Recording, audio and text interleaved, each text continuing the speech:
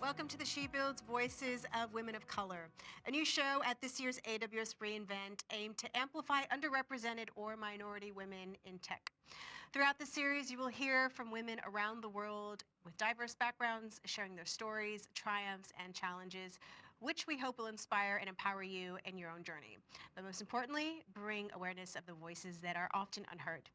I'm very excited today to invite you all and to listen to a very special guest. We have Veliswa Boya, who is a developer advocate. Veliswa, hello and welcome. Hi, Kim. Hi, everybody. I'm very excited to be here.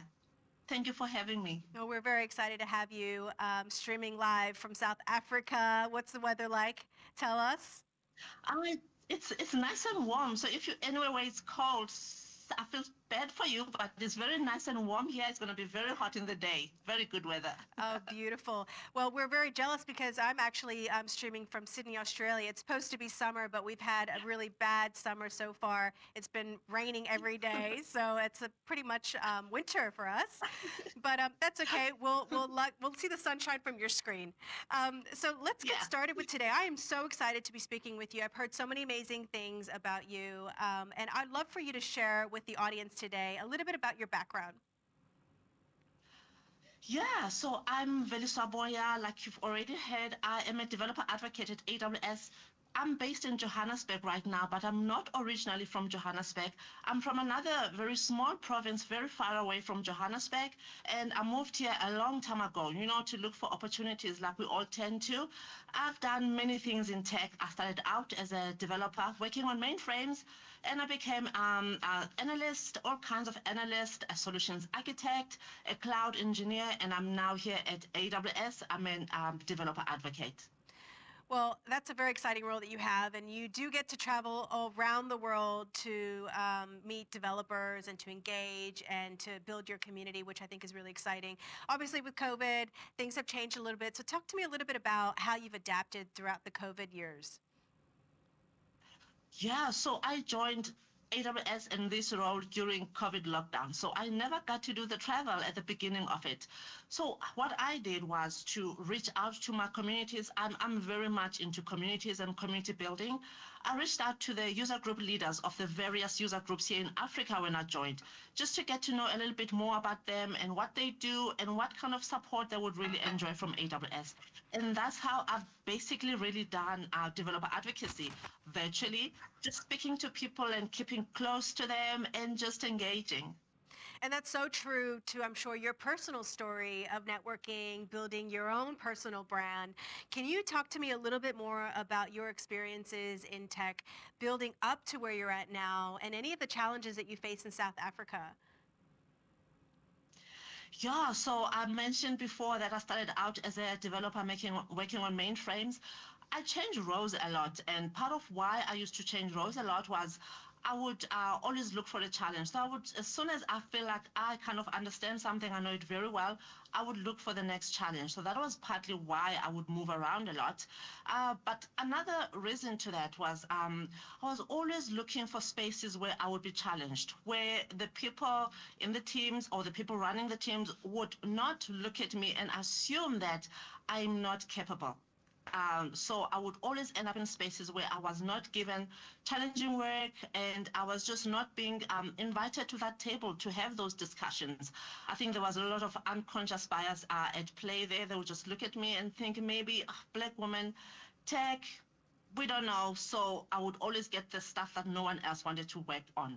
So I would move around, always looking for a better challenge, more of a challenge. So that was more it. Moved roles a lot, but I've had a lot of successes in that as well, and I've had good experiences. I've met wonderful people along the way, people that I've learned from, and part of how I'm actually here today as a developer advocate was the people that I met along the way. When I was a solutions architect, just moved into the role as a solutions architect. I came to know about AWS and cloud and how companies were now moving and building in the cloud. And I wanted to be a part of that. And that started me learning AWS on my own. I'm a mom of three, so my job at the time had nothing to do with AWS. So all the learning I wanted to do, I had to do after hours when my kids were asleep. in my own time, and I did the certifications in my own time. And even then, after all the studying that I did, after all the certifications that I did, where I worked at the time, they did not consider me when they were looking for cloud engineers. So I had to start looking outside of where I was. After about a year and a half of looking, I eventually did get a role somewhere else as a cloud engineer. And I really enjoyed that role. For the first time, I started to work with people who saw me, people who recognized me, and people who pushed me to you. If you think you want better than where you are right now with us, we are more than happy to have you do that. So when this role at AWS came up as a developer advocate, I knew that this is a role that I wanted. It had people, it had tech, and it was everything that I want all in one. And I applied for the role and I made it. And I'm here as a developer advocate, working mainly with the community of sub-Saharan Africa, but outside as well. But mainly that's who I actually work with. And I've been here, next week it will be a year at AWS as a developer advocate. Wow, and we're looking forward to seeing all the amazing work you will be doing, I'm sure, in building communities. So I would love to learn a little bit more about some of the challenges you faced as a working mom. Um, Often we have women through our She Builds programs. We have several programs, which you know, we have mentorship, career development, and a lot of other programs that help with developers, engineers, and those people that are on non-tech roles.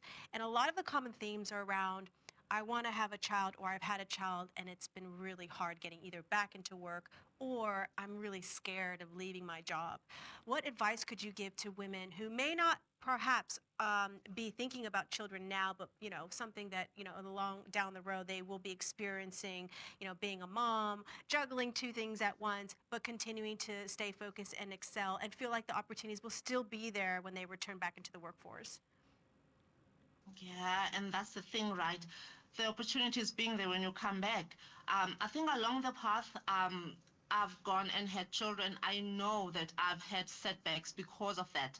Because the corporations or the organizations tend to not recognize the fact that there's a you outside of work and there's a you here. And when I've gone and taken that maternity leave, I've come back and definitely you feel like people have even forgotten that you were here in the first place and you have to work again to just gain your place again in the team. I think after I had my first child, I came back and I did not even fit in. I knew when I walked through the door that it's going to be time for me to move on to something else. So, advice that I would give, I would still say, even with all of those challenges, you can't put your life on hold because of that.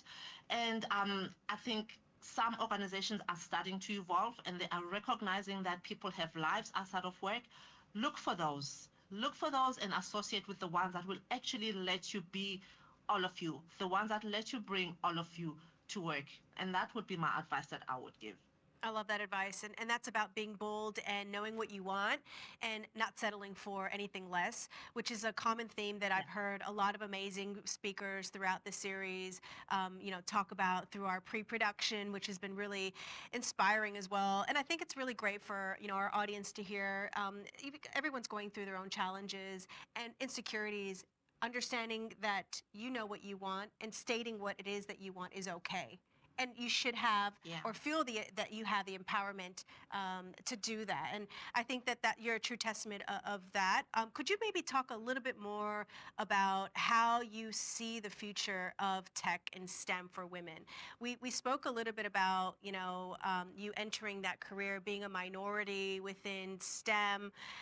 We know statistically, and this statistic came out of the US specifically, but we can think about how that would correlate across the world. 25% of women are in tech out of the whole tech world, right? And so we think about the breakdown with your representation, that's 3%. So 3% are Black women.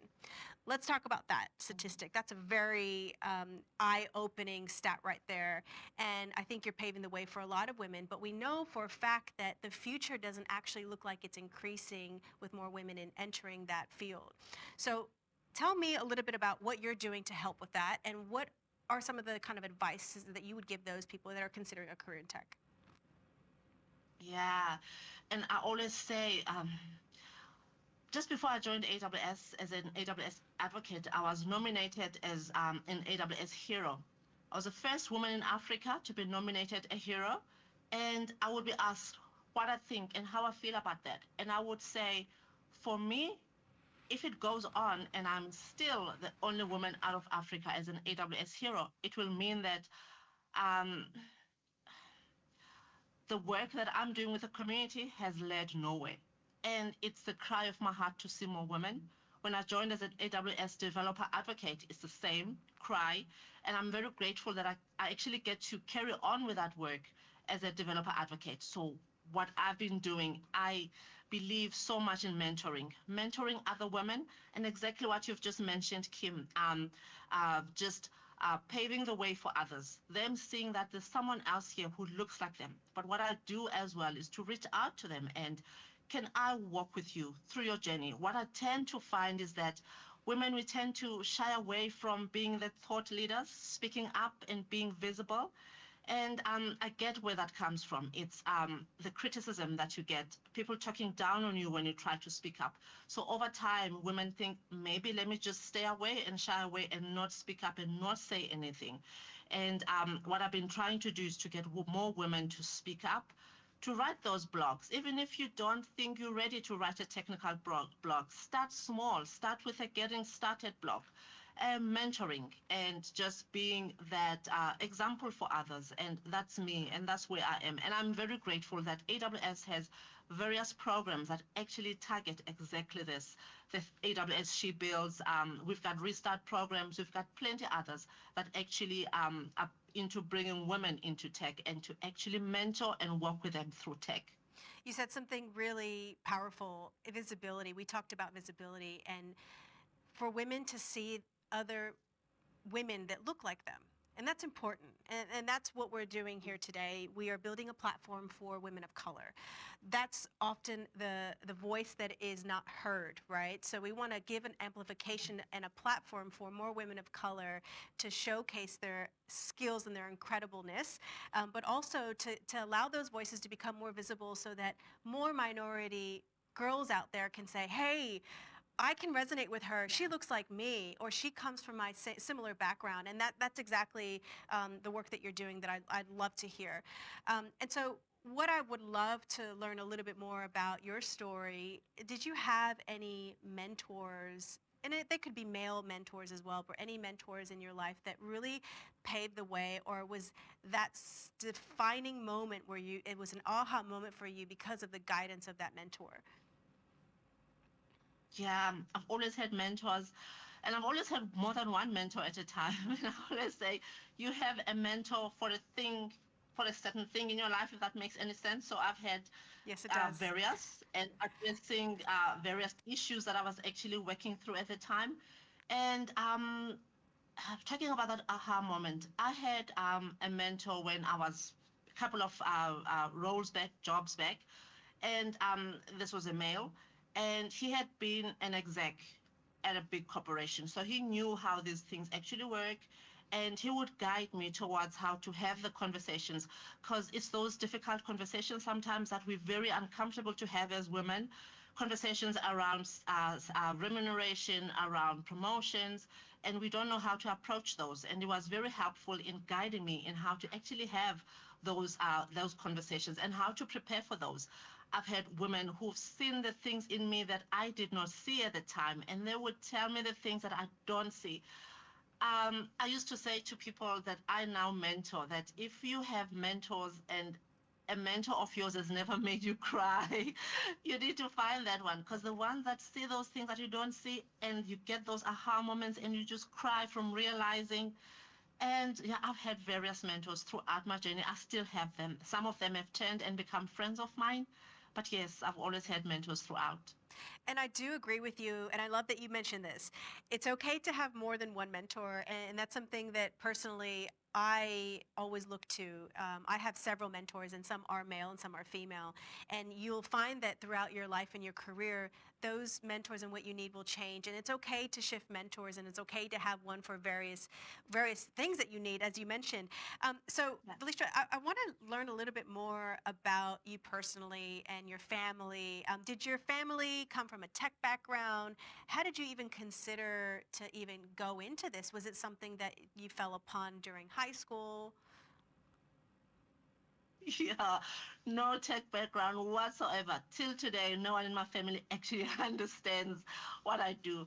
I'm so I can glad that relate. I'm now at Amazon, because there's the Amazon retailers. I say I work for Amazon, and then they get But that. yep, yep. So, how did I come across tech? So, what I'd made up my mind long time ago that I was gonna go and do. I was gonna do a beauty therapy. That's what I was gonna do after high school. And then I was in grade 10, where we had someone visit our high school, and he had gone to the same high school, and now he was a dean of information technology at a college somewhere.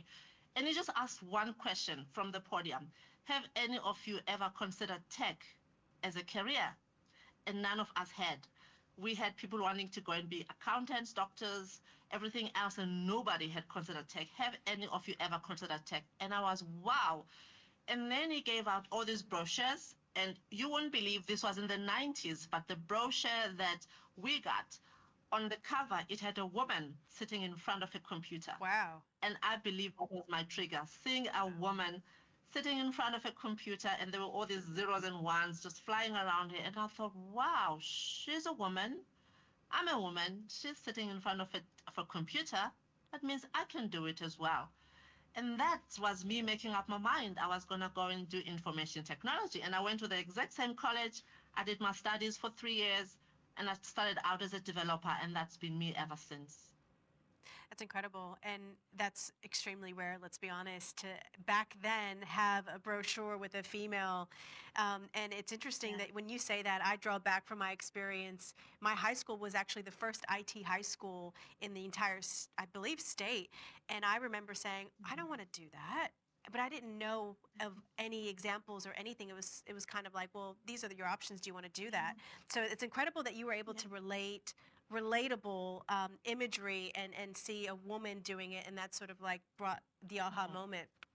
Tell me a little bit more Yeah. about some aha moments you've had with your career. You're 1 year in Amazon Web Services, which in Amazon or AWS years is what we call Amazon Web Services. In AWS years, that's probably a times three, right? So you're a tenured veteran in the business. So tell me a little bit about some of the challenges that you faced, and also the triumphs, or the really great moments that you feel like you're on your way to with this current role, which I'm guessing it keeps you quite busy. Yeah. So I'm approaching my first year, and I've been wanting to write a blog about my first year as a developer advocate. So I've been thinking a lot around this role, what's actually happened. And I was thinking the other day, if you were to ask me what is the theme for me for this year, what was the one thing that I kept saying to myself, or I had to keep saying to myself to carry on, and it would be get out of your own way. I've had to say that to myself so many times, going back to the experiences that we go through as women, and those messages that are not positive. And what's so sad is that after a while, we start believing those messages. And we actually get to a point where we're the ones saying those messages to ourselves. So the people who doubt us don't even have to say them anymore. We say them. And I've had to learn that in order for me to succeed in this role, to succeed here, and especially because I'm now surrounded by people who see me, who don't doubt me, I've had to shake those negative messages and just get rid of them. And getting out of my own way has been what I've been saying to myself. And when I say get out of your own way, it's stop playing those negative messages in your head anymore. They don't have a place anymore. They were in the past, they happened, they're not here now. Get out of your own way. And the successes is I've managed to do things that I never dreamed I would be able to do, that I would ever get to do. When I learned AWS, I used to read blogs written by other AWS Amazonians. I learned so much from these blogs, and I could not believe in June this year, I got to publish my first blog that I co-authored with someone else here at AWS, was published in an official Amazon blog site, That's incredible. an open source blog. And yeah, so I've had so many successes and so many that have helped me get rid of that negative messaging. And I'm sure you're just getting started too, which is going to be really exciting for all of us to witness.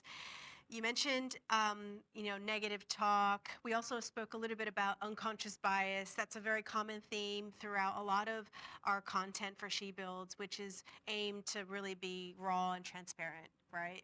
We want to talk about these challenges and these issues that women face, and be honest about that, and help women overcome them, but also um, build more awareness and bring those messaging to light for our male allies who are in support and are also paving the way for women.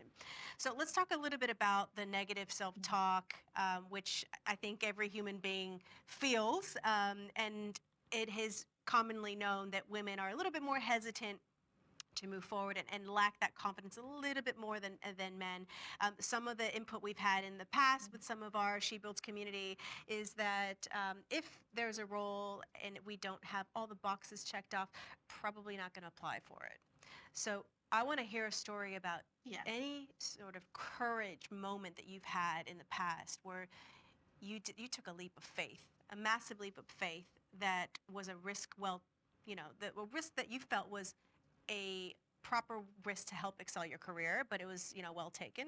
And then maybe share a little bit about some of those insecurities that you felt. Yeah, when I learned AWS, I was doing that on my own during my own time, and even when I went to write the exam, it was all my own time. But the biggest leap of faith, it is this role. When I saw this role advertised, as you say, Kim, I read through it. I thought, oh my word, I don't have a lot of this. I could never do that. And I looked at all the other developer advocates I saw around me, and I thought, oh my word, they're awesome. There's no way I would ever, pull off being the same person. So I didn't want to apply for this role. And I had friends reach out to me saying, did you see that role? It's so much you. And I said, no, I did not want to apply for this role. I had so many people push me to do it. And then I was sitting and I thought, what is there to lose if you apply and you don't get in? Because you could actually make it or not make it. And then I had to weigh out those odds. And I thought, I owe it to myself to try. And I applied. And I got the first call for the interview. And I thought, oh my goodness. And I kept making it to the next phase of the interview cycle. And I thought, wow. And I got the role. And the moment when I had that I actually made it, I still remember where I was and what I was doing. And to have taken that chance on myself, and about my future and my career, and something that I did not think I was worthy of actually getting, I did not think I would get. And sometimes I think that's where I learned the biggest lesson about taking that leap of faith, and that you never know. And even if you don't succeed, you would have learned something. And actually, how I justified was it, if I don't make it, then I would have learned how to interview at Amazon, and I would have learned a couple of other things. That's And right. so that's what now propels me. I love that, and it's very true. Oftentimes, we have to go back into hindsight to think, oh, why did that happen to me? Well, that's why, right? Things can't always work out your way, and sometimes your failures are your biggest successes. And I feel like I can go Yeah. back to a lot of things that happened in the past that I did not make, or I felt like were failures. But in hindsight, that got me to where I'm at now, whether that in professional or personal life. So I love that. I'd like to learn a little bit more about, what it is that your goals are. I think that you have a really inspiring story, and it's very, authentic, and I love that. I think it's inspiring to hear that you're a mom of three. You're doing some amazing things in your role currently. What does, 2028 look like for you? Yeah. Okay, I'm first going to talk at a Africa level because I love Africa, and Yes, please. Africa is what Definitely. drives me to do what I do most. And what I see is more of us from Africa. I'm going to talk about AWS space, being visible, being those thought leaders. We've got all these programs at AWS, the AWS Heroes, the community builders, more of us being on that international platform. Women, most definitely women there. I've mentioned that I was the first woman from Africa to be a hero. Now that I work for AWS, there is no woman who's a hero from Africa because you stop being one when you join AWS. I want to see more women. I want to see another woman being a hero from here. And just tech as well. More women coming into tech and staying in tech, because this is the other thing. It looks like we do come in and then we don't stay. And why don't we stay? So that mentorship, that guidance for others, that I'm here for you, because sometimes it can feel very lonely. Just being that and then seeing more women actually stay in tech. That's my big dream. And that's really important for our listeners to hear, and whether our listeners are, leaders on their team, because if there's a retention issue for women in tech, we have to kind of think about what is the problem. How do we solve Yeah. that? We know that there's a trend that's not in favor for an increase in women in tech, and we were talking about, statistics. What does diversity and inclusion look like for women across, just in society with males, and we're not going to be reaching that for another 100+ years. And if we have a trend that's looking like it's going downhill and we have some retention, we need to get behind that. And I think you posed Yeah. a really great statement here where you talked about, how do we communicate? How do we work through that? How do we mentor? And I love that. So I can imagine that you're a mentor. And I would Yeah. love to hear some advice you have for women that are in maybe the beginning or middle of their career, that are probably thinking about, the next steps. And quite often that could mean salary, that can mean remuneration, as you mentioned earlier today. So let's talk about, working through, pitching yourself, personal brand, and really trying to work through that, either pay raise or promotion. Okay. The world of tech has changed so much. I think we've seen that, especially now with all the lockdowns. Um, what I used to say to some of my mentees as well, that at times you'll find that you are not visible where you are. So the organization that you work for does not see you, doesn't recognize you. That's why I've always been so big at finding communities outside of where I am. And social media is such a great platform for that. I've found support, people to learn from, communities where I've actually just felt like I belong. And they were not the people that I worked with in the office. And a lot of that has propelled me into being where I am. So finding those communities, using your voice, it can be very scary because, the criticism, and we tend to be very scared of that. And find the communities that support you, that even when you make a mistake, the criticism that you get is constructive and is there to help and build you. And I was able to find that in the AWS community before I joined AWS. And just speaking up, even if your voice is shaking, speak up. When it comes to remuneration and those negotiations, getting the data behind you that supports those conversations that you're going to have. The one mentor that used to advise me around that was exactly that. Bring your data and bring the facts. And I know sometimes, because it can hurt so much, we can be very hurt and emotional when we approach, but have that data back you up.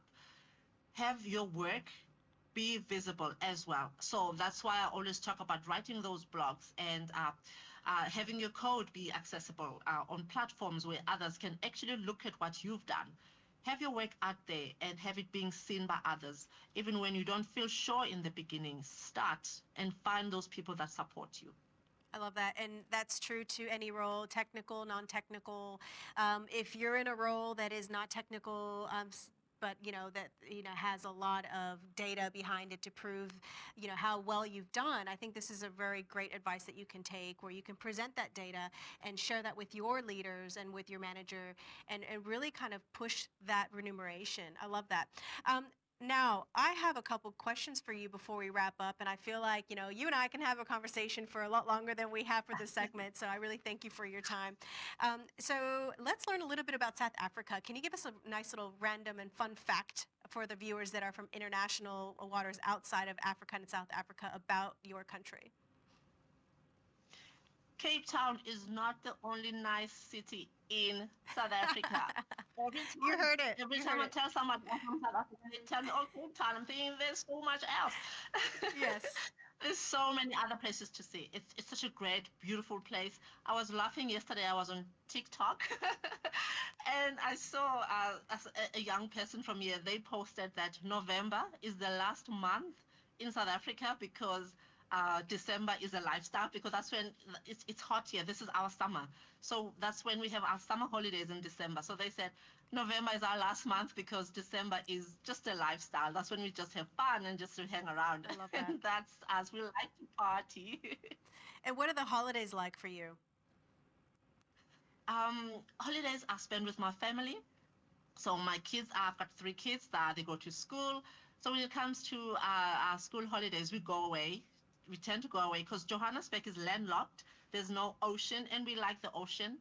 Because originally where we come from, myself and my husband, there's an ocean, so we like that. We like to go back. So we'll do the coast. So we'll either Cape Town or Durban or East London, where I originally come from. We'll go there, and we just spend time with family as well out there, or we just do our own thing. But it's all family time. Oh, that sounds very lovely, and I hope you enjoy that family time in your beautiful, sunny December weather. Very, very jealous from over here with our rain. So, before we head off, I'd love to hear just your advice for your younger self. Tell me what you would tell your 10-year-old self. There, you're going to meet a lot of doubters along the way. Don't believe them, and don't let them define you. That's great. I love it. Well, I have to thank you again for your time, and thank you for listening. If you have any questions, feel free to jot it down for Veliswa to answer in the chat moderator box. We thank you very much for joining the AWS She Builds Voices of Women of Color segment, and we cannot wait to have more sessions for you throughout the week. So stay tuned, and thank you for watching.